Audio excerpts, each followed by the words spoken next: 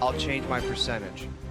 But through 2, I'm giving him 80%. He sticks with the big club. I am 41%. Okay. I knew it was coming. All right. That's kind of in the middle, though. It is. There's some indecisiveness there. Here's why, though. Tree has been talking about acquiring a top 6 forward. If he ends up acquiring one, that pushes everybody down, right?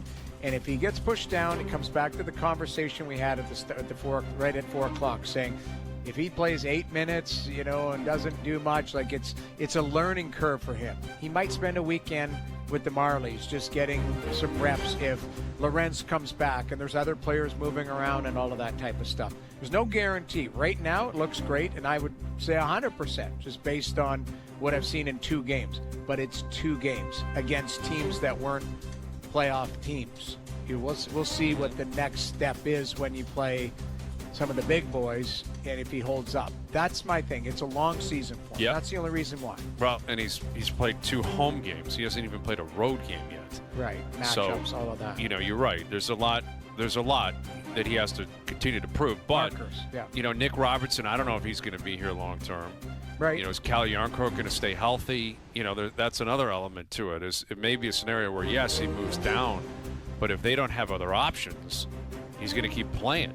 So I'm going to say 55%. I'm just into the majority.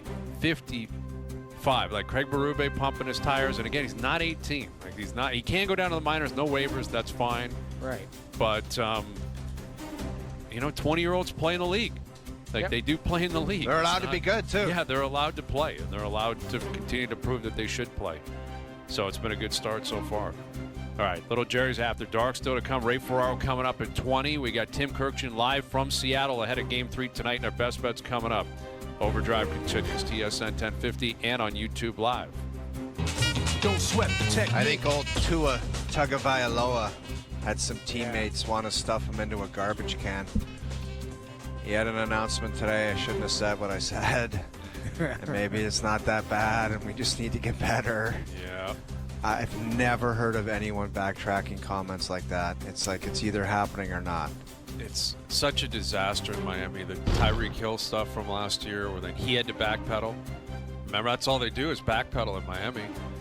Hill said, I'm out, done, can't do this anymore. And then all of a sudden, I didn't mean it. Just joking around. I want to be a Dolphin. And Tua calling people out for being late to meetings or just no-showing meetings. And now that was a misunderstanding.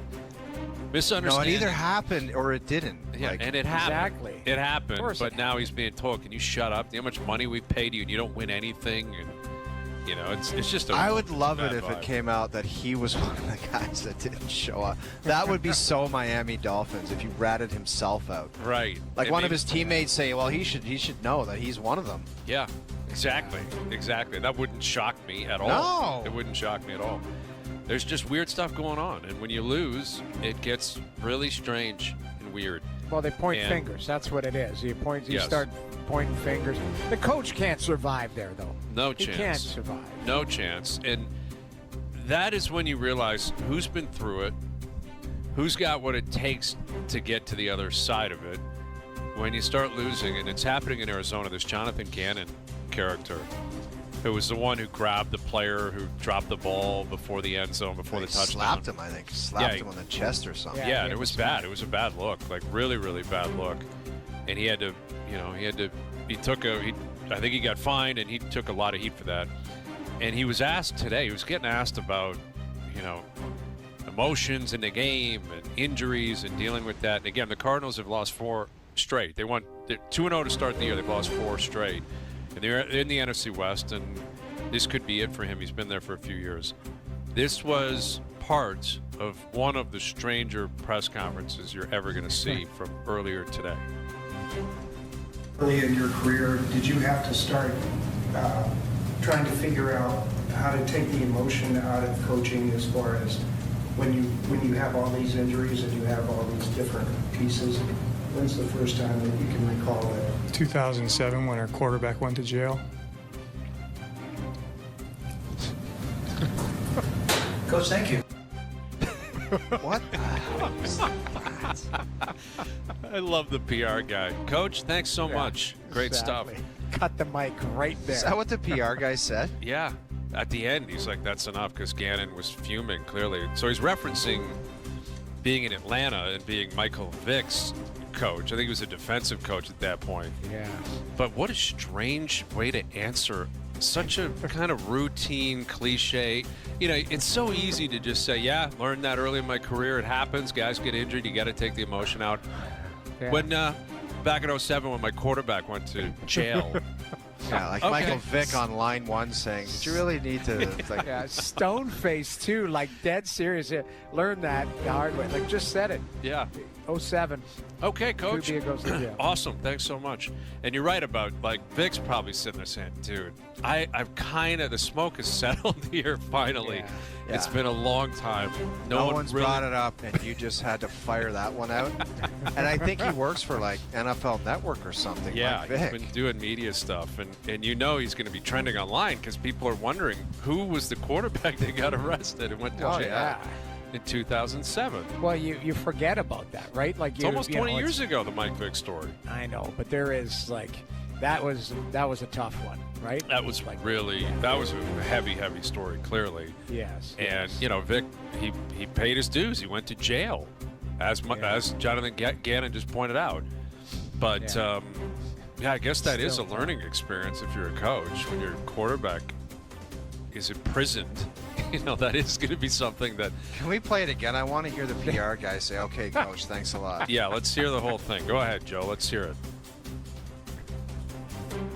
Early in your career, did you have to start trying to figure out how to take the emotion out of coaching as far as when you have all these injuries and you have all these different pieces? When's the first time that you can recall that? 2007 when our quarterback went to jail. Coach, thank you. Coach, thank you. There's no elaboration or anything. He just goes, Coach, you know, when 07, quarterback went to jail. And Yeah. He's like waiting for a response. No follow-up. Well, if you're in the room, Nothing. Noodles, you're stunned. Like, Yes. that's a jaw-dropping, like, what? Yeah, you want to leave. You're like, I don't want to partake in any more Right. further questions as far as this is Yeah. concerned. Coach, thanks. Thank you. Thank you for, donating your time to enlighten us on early in your career experiences, like when your quarterback went to jail in 2007. All right, hour 2 coming up. Ray Ferraro will join us, and Tim Kirkjian from the park. Jays Mariners tonight. Overdrive continues. TSN 1050 and on TSN 4.